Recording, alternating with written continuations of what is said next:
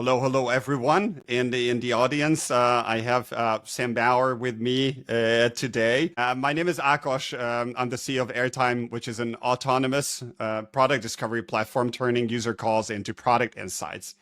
And as I mentioned, I'll be talking today with Sam about managing an overdose of customer feedback.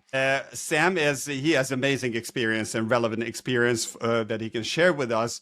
He is now the head of product at Levity, and he used to be the VP product at HotJar. Let's kick off by saying a few things about yourself, who you are, and what you do. Cool. Nice one. Thanks, Akos. Thanks, everyone. Yeah, great to be here. Yeah, I'm Sam, as Akos introduced me. I'm calling from Portugal, so I live in the south of Portugal, but as you can tell from my voice, I'm not Portuguese. Spoiler. I'm originally from the UK. And yeah, I've been working in product management roles for the last 10 or so years. Previously, yeah, that's my LinkedIn. So previously I was at HotJar, where I was fortunate enough to join up pretty early there. It's like the first dedicated PM hire. Spent 5 years at HotJar, having a great experience, kind of learning how to scale product and the feedback culture around it, alongside the business, which was super exciting.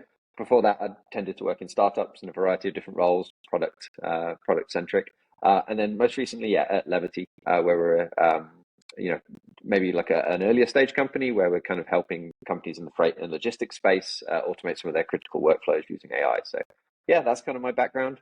Interesting stuff about me outside of work. I'm trying to learn to surf. I'm terrible at it. And yeah, that's about it.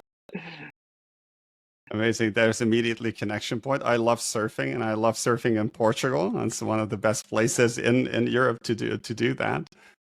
Sam, before we get too deep into surfing and green waves and white waves, let's focus on the main topic today, which is abundance of feedback. And now Levity, for all of you who don't know that, is a younger company. It's an emerging company. It's growing very well. But it was a shift for you to come from HotJar, which is a more established company. Correct me if I'm wrong, but tens of thousands of customers and users versus a younger one.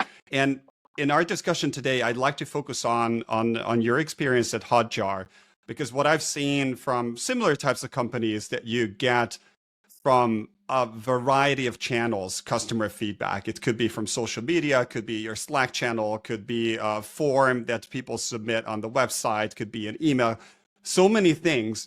And I think as a first question, I'd be interested if you could describe to us what sort of volume of feedback hit the product team on a weekly basis. What did you have to deal with? A lot. So I think, yeah, I think like you called it out there, like I think the company stage, but also I think the nature of the customers you have can dictate the volume of feedback as well, right? Or the number of customers you have, the number of users.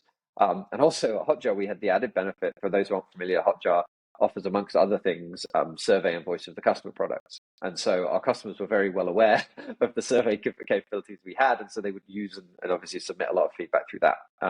So yeah, in terms of the types of places we were collecting feedback, I think you mentioned a couple of them there, right? So like we were definitely tuning into any social mentions, any commentary around that. We had all the sales or success call transcripts were coming through to the product team as well. We looked into like product reviews on things like G2. We had the user tests we were running and the transcripts from those. And then also our own survey products, which we were really, really heavy users of. And so that I tend to split that down into kind of the more like active sourcing of feedback, right? So whether you're like reaching out via like an NPS, CSAT type surveys, but then we also had really, really valuable insights through what I'd call like interruptive or embedded surveys. So you're trying to capture people in the moment. So into that bucket, I'd put things like we were running like churn surveys or cancellation surveys, which we'd reach out to as part of the journey. We'd have kind of key points of the journey mapped out where we'd embed different feedback widgets, that kind of stuff. So yeah, all of those were kind of coming in. We developed different ways of handling it as we went, but yeah, you were talking in terms of on like if I took like a monthly cadence in terms of the actual feedback being processed, we were talking about thousands of inputs coming in each month. Wow. Wow, that's overwhelming. And for that to manage that, how many people were in your team? Yeah. And I just also want to bear in mind it's not their sole job to review these. They as No. PMs, they have so many Yeah. other activities as well. Yeah, 100%. So when I think when I left HotJar, the product team, and like within this, right? So I think during my time at HotJar, we actually built out the product research function as well, and like UX research. So that was definitely an emerging team that we invested a lot of time into, which helped a lot with this, right? But in terms of the overall team size across product design and research, we topped out at about 70 odd people around the time I was leaving. But yeah, you're 100% right. No one had a dedicated, and I think that's an interesting challenge that comes from this is there is no one person whose sole responsibility is to do this. And so that was like one challenge we faced. And also it's as a product and a business grows, right? You can't have any one person with like unanimous context or universal context around every area of the product, the depth needed to actually triage that feedback. And so part of the challenge and one of the solutions we had to come up with was how do you actually route this feedback based on topic to the right people? Because there's no point a product manager or a UX researcher who's currently focusing on like the upsell flow getting feedback about like how do I add and remove users from my account, right? So I think that was a big challenge we had to address. Okay, so there's you mentioned like routing the feedback based on topic, like it's also a little bit tapping into the solution part and the sheer Yep. volume of feedback that you got. Did you see any challenges from the direction that the quality and type of feedback that you get, let's say in a public review versus a transcript from sales or from a usability test? It has like a wide difference in terms of depth and quality, and you Yep. somehow need to calm it and bring it together. Yeah. Yeah. We definitely faced that. I think part of it was trying to I think it's quality, but it's also different things, right? It tells you different stuff, and it's also about where the person is in their experience with your product as well. So, like, you can get a social review from someone who doesn't even know about your product or just has a sentiment about your brand. Whereas you might get, similarly with a user test, you might be testing it with someone who doesn't know an awful lot about your product, right? And that's valuable in and of itself sometimes. So, for me, it was about identifying or processing the feedback in such a way that people can figure out where it was captured in a journey, what type of context was applied to it, and so they can then segment down from there. And so if they're coming with a specific question in mind, they can figure out, okay, how much context did this user have, or how is this feedback useful to me? So, for example, when we were looking into branding decisions and positioning statements, like the social stuff was actually super useful in that instance, and maybe a user interview about the specifics of our I don't know our onboarding flow was less helpful, right? Whereas if I'm the PM on the growth team and I'm trying to optimize the onboarding funnel to improve a particular moment in the journey, that user test is actually super relevant, and maybe the social comment is not particularly. And so we try and, in a more practical way to try and address that, we try and label each piece of feedback coming in with a particular type of metadata. And so that might be something around the themes it covered. So this one talked about pricing, this one talked about brand recognition, like those kind of things. Location, where it was captured, was this from a Twitter post, was this from a user test? And then kind of work through like that. So we'd have like a taxonomy basically in place, and we get into things that didn't work so well, right? Like trying to keep a taxonomy up to date was definitely one of them. But that was like a crucial component, right? So that if I'm I'm a product manager or a product designer coming in with a specific question, I can drill down to the relevant feedback by kind of looking into or segmenting on that metadata to get relevant stuff. And then one other thing that I think was really important to mention was we tried to, and this we didn't do this from the outset, but this is something we introduced later, is through learning, right, and making some mistakes, which I can get into if you're interested, but being explicit about whether the feedback was captured passively or actively. Because what we found was if actively provided feedback, so feature requests, support tickets, things that you haven't, asked the customer for, they've just told you, they've reached out, that has a very high level of intent, which is really interesting, but tended to skew more towards solutionized requests. Like, hey, I have this problem, this bug I've spotted, or I want this feature, or you need this capability, which is useful, but you also need to be conscious that that's where you're capturing it from. Because if you only capture that feedback and you're not also capturing the passive feedback, you run much more of a risk of kind of getting that loud customer or the loudest voice shouted the loudest, kind of dominating that feedback that you're collecting. So we also tried to This is make that explicit. this is a extremely fascinating topic, and I'd like to dig deeper into this. But before we do that, let's take a couple of steps back to understand. You have all these different channels where you get feedback from. Did you have like a single place, let's say like a product board or some similar tool where you consolidated in all this incoming feedback and where you had your standard taxonomy and went through and labeled each and individual feedback that you got? Yeah. So initially, no. Initially, what we had was a wide variety of like Google Sheets, and we had various like Zapier automations set up to send the information through to different Google Sheets for different product teams and different topics and things like that. That worked up to a point, but things start to break very quickly, and also that information starts getting siloed. And so we did that up to a point. If I was to think about it, it's probably 2 years into my time at HotJar. We started thinking, right, we need something a bit more robust here. And I definitely think we probably could have done that earlier. So then what we actually did, we started using, I think it's called Dovetail. I can't remember if it's rebranded now, but it was called Dovetail at the time. We looked at, I think Enjoy HQ was another product that It's a very good research repo. Yeah, yeah. Yeah. And so we looked at those as solutions, and that's kind of where we tried to keep our taxonomy in place. And so that's kind of the tooling we'd use from that point onwards.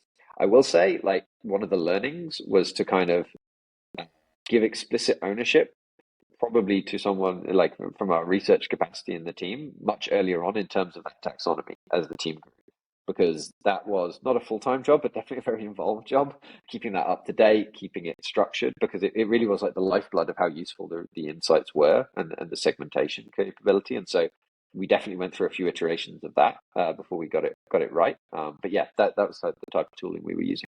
Okay. Now, with regards to taxonomy, I talked about taxonomy with a number of, I wouldn't say a lot, but with a number of companies like Series A, Series B stage. And what user researchers told me across the board is that the most difficult part of involving a product manager in this kind of role was with the taxonomy. They loved joining meetings, they loved asking, they were interested in the insights, but when it came to the point of, okay, now we need the taxonomy and then we need some labeling, there was typically a churn in terms of like internal churn in interest. And I'm curious about your experience. How did it work out with the PMs in your team to maintain a taxonomy, to work with it, and also to stick to it and not come up with some random stuff? Because I know it's there's a better term for this. Yeah, yeah, really great question. It actually wasn't too bad. I think, well, a few things we did when we moved away from like these kind of isolated, siloed feedback repositories as they were in Google Sheets. We actually give very, very limited access rights to change the taxonomy to anybody. And so, Always helps. Always helps. so you had to kind of use the best option you had. We were really, really strict about adding any new ones. It was like very, very kind of hard. So unless you really need one or it needs to be reframed, let's try and stick to what we have. That was one part. And then the other part that I think helped was really showing the benefit of the taxonomy. And I think this is maybe one way in which like the scrappier approach we took initially actually helped, because people got to see on their own with like an isolated like each squad or each like area of the product would have its own like Google sheet where they were piping in stuff and categorizing it themselves. So they could see the value already, and they could see how powerful it would be to just filter down and say, hey, I want all the feedback about this theme over the last 6 months and how it's evolved over time. And they could see how powerful that was. And so it was then easier to sell them on the idea of like, hey, can we keep to this kind of more strict structure and keep to that taxonomy? Because you already know the benefit you're going to get, which is when, I don't know, the CEO asks for some insights around a business case you're building, you can just quickly dip into this and pull out that data and say, hey, look how this theme has been growing over the last 6 months. Right, that's your value, and to pay for that, you need to be, a bit diligent with some taxonomy. So I think those help. Like, I won't pretend it was always easy, but I think that having that value proven out already and selling the value to the PM was a big part of it. It made it a lot easier.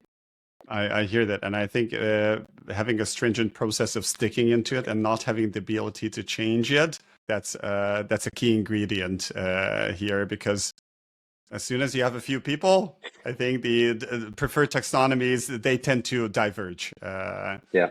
Um, I also think just quickly, one thing that, yeah, I mean, we might touch on it later, that is a lot easier now than it ever has been, is to automate some of the categorization as well, so that you reduce the need for that that's manual exactly PM. what I wanted to ask. Like you said, like let's say 1,000 feedback. Did somebody go through every single feedback and label them manually, or did you have some Yeah, automation for that? we didn't have a huge amount of automation at the time, actually. We started to add some like rule-based stuff. So it wasn't probabilistics. We weren't using AI to figure out. It was more like, if this word is included, it's probably this, right? Or if the text contains this phrase, it probably includes this theme. Now, however, like I think like more so than ever, it's easier and easier to automate this stuff. And so like at Levity, for example, we do this with pretty much any feedback we get, whether it's surveys, whether it's call transcripts, we'll put it through like a workflow that like automatically uses AI to categorize it, extract key quotes, all that kind of stuff. So I think it's easier than ever to do that.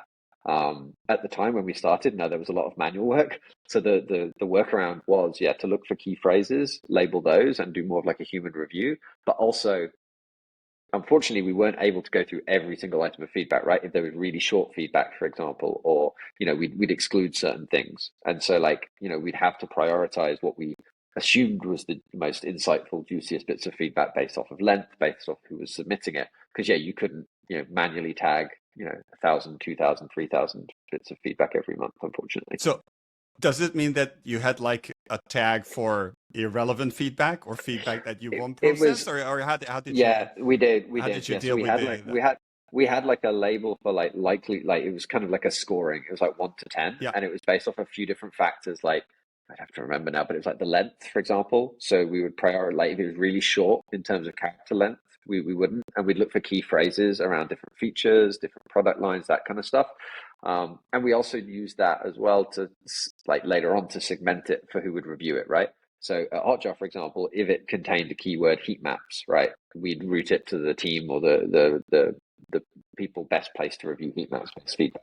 Same for session replay or surveys. And so like these are all the things we were trying to do to both, yeah. So we wouldn't have one person reviewing all that feedback, and we definitely have some rules in place. So if it was like under a certain number of characters, if it didn't contain a certain specific set of words, we'd be less likely to review it, that kind of stuff, just because of the limits on time. okay, okay. Let's move down in the process. Let's say you have it's now end of April, April 30th. Perfect. We have 1,000 feedback.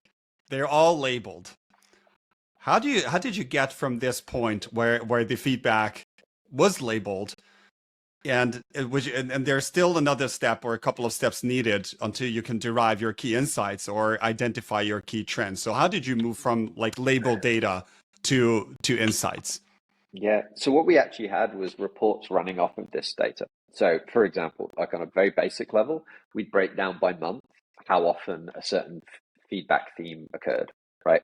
Like certain like reports you could run, like I want to see feedback related to each of the areas of the product, and then I want to see what its sentiment score was. So this was actually like when we looked at our key metrics at Hotjar, one of our key things we'd look at was a happiness indicator for an area of the product, and we would do that by looking at all the feedback submitted to do with that product area in a given time period, and then we would rank each. We'd get the sentiment out of it and say, right, give it a score. So we'd be able to see, okay, last month we made these changes to heat maps, and oh, look, the happiness score has dropped down. Like, let's investigate that. We want to explore. So those reports would be generated automatically off the metadata. Same for like the frequency. A really important report that I'd look at a lot was like not just how often has something occurred, but like what's the trend. So like, has something started spiking over the last 3 months? Is it becoming more significant? Because if you just look at something overall and you're like, oh, this has always been a big issue. It's like, yeah, but it was a big issue 3 years ago, but ever since then it's been going down. That's less relevant than something that maybe on a empirical level hasn't occurred as much as that thing, but it's been really big for the last 3 months, right? It's a growing challenge or a growing opportunity. So all these reports would be calculated pretty much automatically just off of the counts that were coming out of these tags. So that would be, I'd say, like how we would tend to derive more like generalist insights of like any trends, any shifts in sentiment, any shifts in feedback. Then when you got into more exploratory analysis, that's where I think being able to drill down into the specific feedback. So I'm a big believer that like you should use this feedback first on a strategic level to figure out what are your priorities, then on a tactical level. And so like that kind of monthly snapshot helps with your strategic information. Like, oh, we're getting a big jump in concern around pricing, negative sentiment feedback around pricing. What should we do about that? Okay, let's go into the feedback database again. Maybe we want to kick off a specific project where we're going to look into that pricing feedback. What are the main themes in it? That's when you might want to pull it out and bring up all that feedback and start like another round of more focused categorization, right? Which is when you're thinking like, what's the feedback about? What are the problems? Who's saying it? Those kind of things. So that's how we do it. So like high level end of month review, like the charts that kind of get generated automatically, basically, and then drill down into any specific areas we notice. And Sam, I don't know if you have like you're picking up my brain waves, but you're already anticipating a question that formulated in my Uh-oh. mind right as you were saying this. I was interested in your cadence, in how often did you look at these reports? The strategic ones you already answered that you looked on a monthly basis, and the exploratory, was that more on ad hoc, or No, was there any?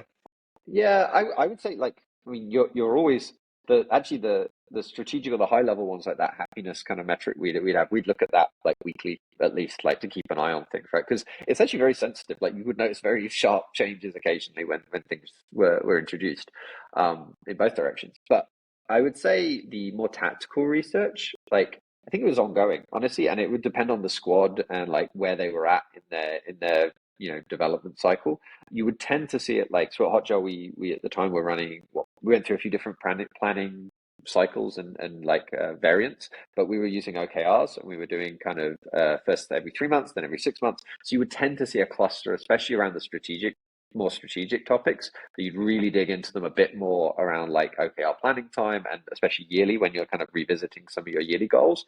And then the teams would have a faster cadence or a more frequent cadence where they'd look into kind of specific topics more regularly, right? Because they might be kind of introducing changes on a weekly or a monthly basis. Cool. I imagine I'm just adding up the numbers. You're getting like 1,000 feedback every month, and then by the end of the year, we're over 10,000 feedback. Did you have a mechanism to somehow clear out feedback which is not like relevant anymore, because the product changed in the meantime? You wouldn't want it to influence a decision. So we didn't so much clear it out, but I think what I mentioned before around looking at the trends over time is how you guard against that. So, because there's two scenarios, right? One is people just get sick of asking you for something, so they stop, but they still might want it, and it still might be useful.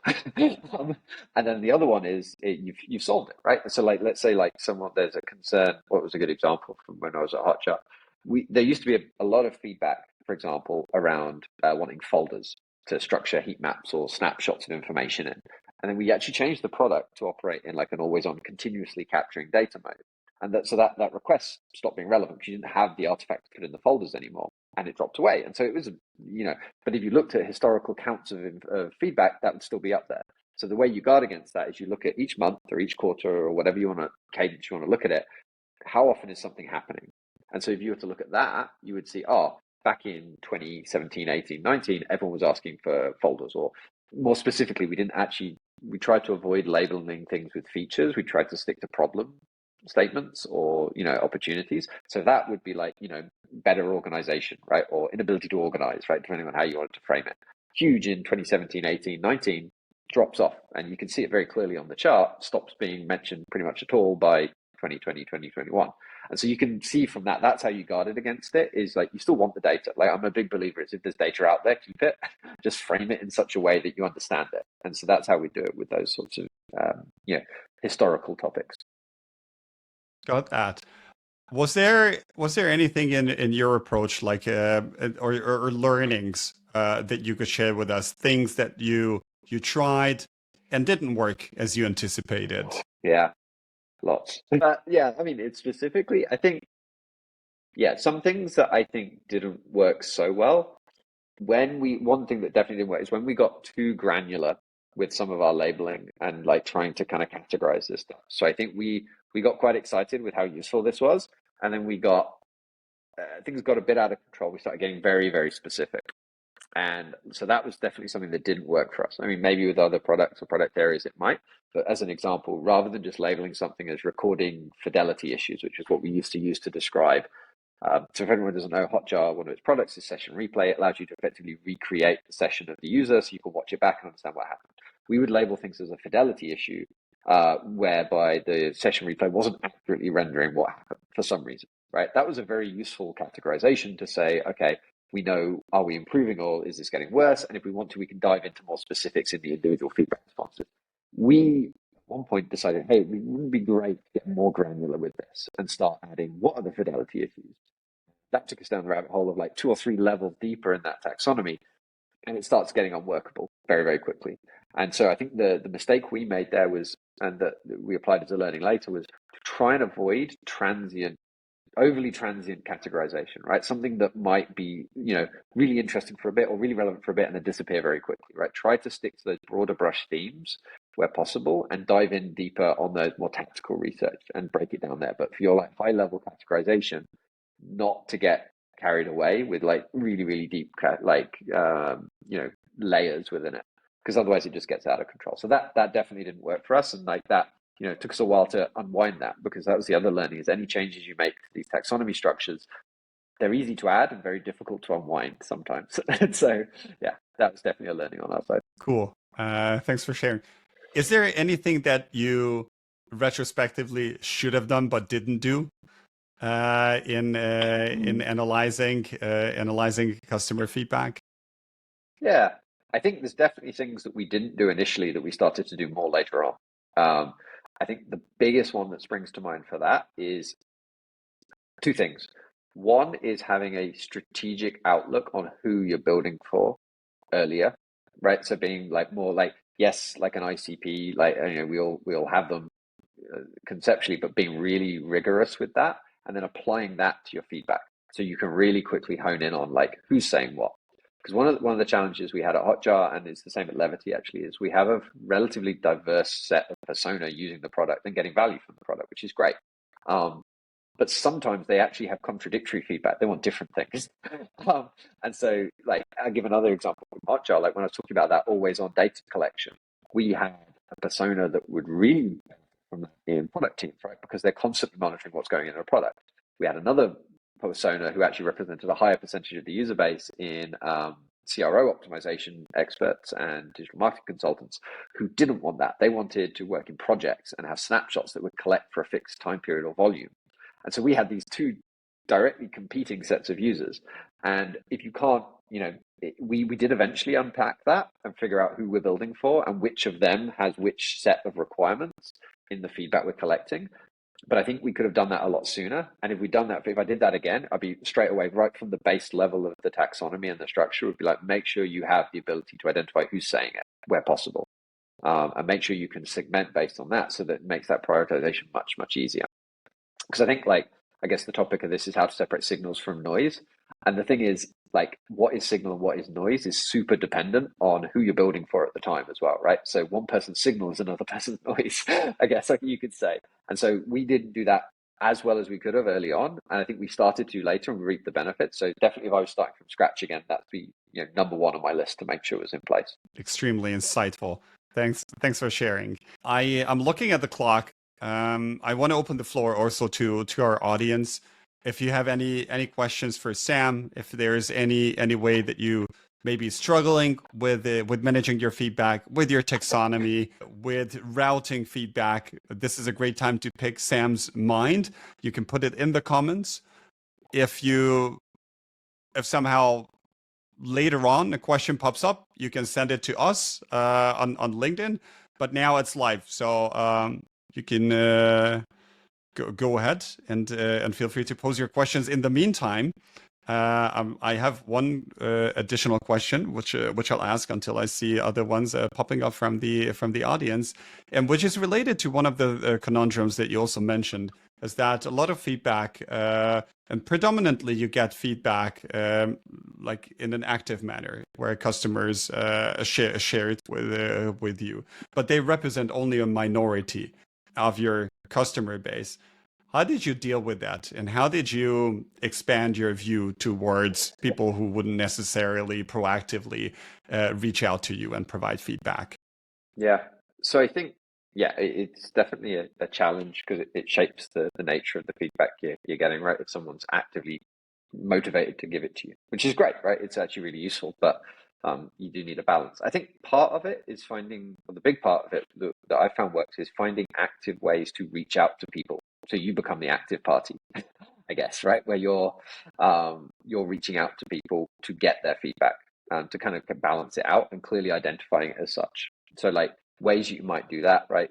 Different survey products offer loads and loads of different ways of doing this, but like interrupting the journey, which can be challenging, right? Because you want the user to use your product. So, you know, you need to be judicious with it and maybe set it for a percentage of all the people using it. You don't want to spam everyone, but that can be a really, really useful way of capturing in context, in the moment feedback that hasn't, you know, isn't just, you know, them deciding they want to reach out, you're asking. And so one example of this might be, you know, like a cancellation survey, right? They don't really, you know, they're not choosing to give you that feedback. You're asking for it very explicitly at a certain point in time. That's one example, but it can also be a lot more micro, right? It can be when they're using a new feature, you might just quickly, you know, ask them, you know, a simple button. How do you find this, right? Is it good or bad? Okay, to share a bit of extra feedback. So things like that, I think, are really, really helpful. I think also then identifying those moments where, you know, you've got someone who is a bit more agnostic about the product at that given moment and labeling that as such. So I find user interviews are a great way to do that. If you've got someone there who, you know, you've asked to join a call, obviously there is some element of prior engagement, but they're not coming with a specific feature in mind necessarily, or at least ideally you've managed to guide the conversation away from like, hey, I'd like feature X. And so using those. And then the last part is, you know, this might be controversial, I don't know, but like giving that, depending on what your question is, a different weight. So like you would weight that if you're trying to do more exploratory research into like a problem, or just being conscious that that feedback was sourced in that way, it allows you to view it through that lens, right? So like if I'm reading through support tickets, I tend to assume that they're going to be a bit more focused on a particular challenge, right?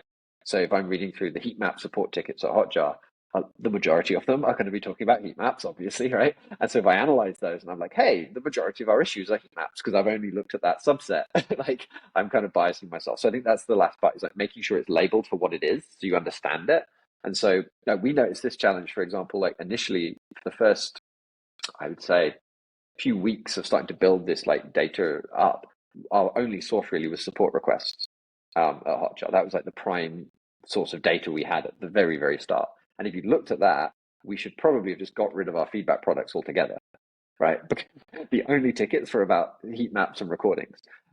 If you just looked at it, so everyone's talking about those, no one's talking about these products. But if you actually dug into the user data, loads of people were using the feedback products. It's just they were less technical, so they had less support requests. And so it's like things like that, just being conscious of the context, and then actively trying to reach out and source that more passive feedback. Sam, let's shift our attention to the audience. Sure. I got two amazing questions straight up. The first one from Ria about giving the ability to the rest of the company to self-serve from research findings. Yeah, great question. I would say we definitely weighted more towards the self-service, but what we tried to do was identify what questions, and this is particularly relevant once we started to get our research team up to speed and we started building that out a bit. We would try and identify what topics made sense from a self-service point of view, and were the best, and what were the opportunities or the questions where we could get the highest leverage from our research team. And so initially what we identified was that the more tactical topics, where, for example, a squad like a product manager or product designer would have a very high degree of context awareness for their specific domain, made more sense to enable self-service. They didn't really see any value of like gatekeeping or restricting the ability to self-service. Whereas a more broad topic that might span multiple teams or whole product areas or the whole business, like that would be, we wouldn't gatekeep the findings. The findings were always 100% transparent. We'd want to share everything, but the actual responsibility for generating those insights and actually digging into those topics would fall more on the research team and also working with the leadership team a bit more. And so that's how we tended to distinguish it. Self-service was definitely something we wanted to enable for, tactical topics, squad specific topics, for example, like if I'm the heat maps team and I'm thinking, right, hey, I want to investigate, what are the challenges people face right now around sharing insights from heat maps? What could we do around that? That would be definitely something we'd want to enable, like, and encourage the team to self-serve on. Whereas if the topic was like, a broad review of our pricing structure and whether we should think about changing our value metric, like that's obviously a lot more involved, lots of stakeholders, lots of, cross-team context required, and that's where we'd lean more on the research team to help us out. Amazing. Let's look at the other one. Also an equally fascinating question about which persona did you pick? Thanks for asking this question. Yeah, this was really fun and really challenging. So, for context, the personas we were basically picking between were product teams, like which represented at the time we picked it about 15% of HotJar's user base. So, product teams we classify as any team with a product manager, product designer, and some engineers, basically. That was kind of one group, and then the other group, which represented at the time about 35% of HotJar's users, was digital marketers, conversion rate optimization experts. And the factors that went into that were a lot. This would definitely be a topic when we're talking about self-service research versus like leaning heavily on our research team. We definitely leaned a lot on our research team to help with this. And we took a variety of inputs. And so we looked at, quantitative stuff. So we were really interested in like, what's the average sale price we're getting from these customers? What does their retention look like? That was a big factor in this, is we looked at our retention rates for product teams, much, much higher, much more recurring use cases, much more ongoing use. They were a growing user segment, all these different topics. And then we also looked at like, qualitatively what's type of feedback they're giving, like how satisfied are they with the product, how much they're sticking around. So we're really trying to figure out like, even though we had a higher percentage of users, it was like a higher churn rate, lower satisfaction with the product versus this kind of other segment that was growing very quickly, that had a higher satisfaction, much higher retention rate. And you could forecast it out and be like, right, over time, this is going to intersect here and this is going to grow. So if we optimize and grow into that faster, and that's kind of how we prioritize it. This was hard though, because obviously when you actually have, in terms of like raw numbers, a larger number of your users and your customers falling under a different segment, and you're actively prioritizing features that aren't targeting them, that's a challenge. But in the long run, it paid off. Actually, those two different profiles swapped around in terms of priority, and like it worked out. But yeah, it's definitely a mixture of business interests, growth rates, retention rates, and also the qualitative insights we could get from these folks about how satisfied they were with the product as it stood. Let's move on to the next one. A question from Andras, which is about bringing more what brings more value in feedback. Direct feedback from customers with an exact idea results from an undirected interview. I'm gonna give a cop-out answer. It depends. That's what my lawyer tells me all the time. Yeah.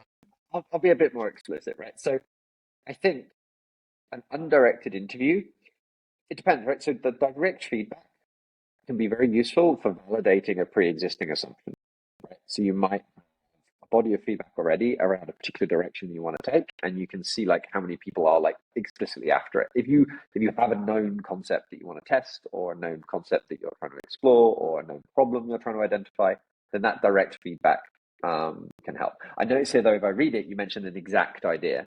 So I think it's a sliding scale, because like for me, an exact idea is also problematic, right? They're telling you exactly what they want. But if you've already done your research and you've already done some more general approach to identify like a problem statement, and this is the solution you're exploring, I think that can be valuable. An undirected interview or passively sourced context can help you learn what you don't know. And that's where I think it can be really, when you're doing like more exploratory analysis. You're trying to explore and understand the problems with your product, the opportunities you might have. That's where you can get real value from these more undirected approaches. And so like I think that's kind of the balance I think about the two. With one caveat is that I think if you're running user tests, like I wouldn't go fully undirected, but I think we should. It's always good practice to avoid guiding people too explicitly. And so like I think as long as that direct feedback from the customer with an exact idea is unsolicited, right? Like, so we're avoiding the scenario where we go into a user test and we're like, hey, here's this feature I've thought of. It's great, we think. What do you think? Right? Like that, if they directly say, yes, it's great, probably not so useful. But yeah, that's kind of how I think about it. Those direct inputs can be useful if you're trying to validate something. But the undirected stuff is great for exploratory research. Yeah. To reiterate on your point, I think one of the, well, it's not a shortcoming, but it's the nature of user research that you get answers to the questions that you ask, right? And then who makes it sure that you're asking the right questions, which is really the most important for the customer. One note on this one. About a year ago, or more than a year ago, I had a webinar with Thomas Sharon, who used to be the global head of UX research at WeWork, and he had this ongoing and continuous churn interview with customers. And his way of getting undirected feedback was to ask high-level questions. Just what made you decide to leave? Not mention causes, not go into specifics, but give the driving wheel to the customer and let them tell you whatever they want. And then you're going to be able to spot pattern from there as well. Let's move on to the last question, which I see, and this is probably going to be the last question, unless somebody sneaks in and try and put something in the comments. And this question is from Chinawat about convincing executives to pay more attention to the value of research. Yeah, great question. So we had this exact challenge starting out at HotJar when we started building out a research team. It was like, how do we show the value? How do we show? How do we how do we kind of buy it from an executive level? I think there's a few different things that I tried that found worked for me. One was, I think I touched on previously, is focus on those really high leverage research topics first, right? So I think avoid if you go too micro, while it might be very valuable to that specific squad or team, it's not going to be as insightful or visible to an executive level. And so if you can focus on those higher leverage topics that have, broader impact, I think that broader impact maybe, but more visible impact, I think that's one part. The other part is to make sure that any research you're doing is very strategically aligned with where the company's going.